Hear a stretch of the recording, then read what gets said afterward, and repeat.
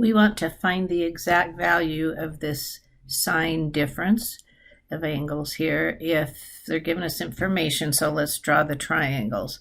So the first triangle will be our alpha triangle, and the sine of alpha is negative 4/5, and alpha is in quadrant 3. So let's draw a triangle in quadrant 3, and we know opposite over hypotenuse, so opposite's negative 4 and hypotenuse is 5. We recognize that as a 3, 4, 5, so I can put the adjacent side on as well, and I'll make that negative because we're in quadrant 3.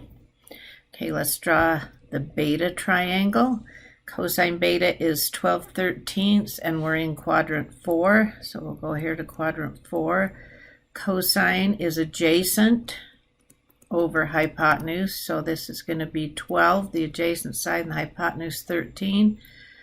That's a 5, 12, 13, so this side's 5, and it's negative because we're in quadrant 4 where y values are negative, and this is my beta triangle.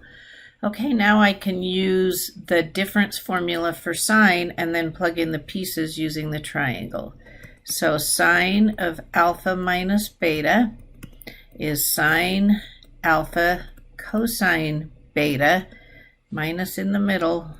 The trig functions are different trig functions, so I know the sign in the middle is the same. That's how I keep them straight. So cosine alpha sine beta. All right, putting in the pieces, sine alpha to the alpha triangle. Sine is opposite over hypotenuse, which is negative 4/5. And then we've got cosine beta, and that's the beta triangle. Adjacent over hypotenuse is 12/13. Now in either of these, this is what they gave us in the directions as well.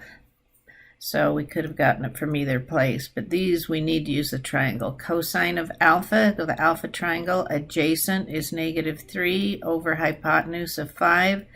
And then sine of beta in the beta triangle, opposites negative 5, hypotenuse is 13.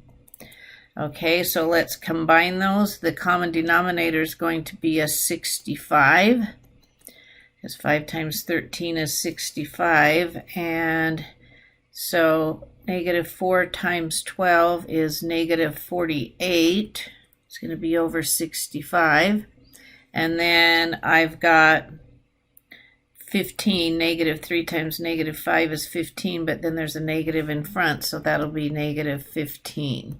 So I'll put our final answer above that, combining those, negative 63/65.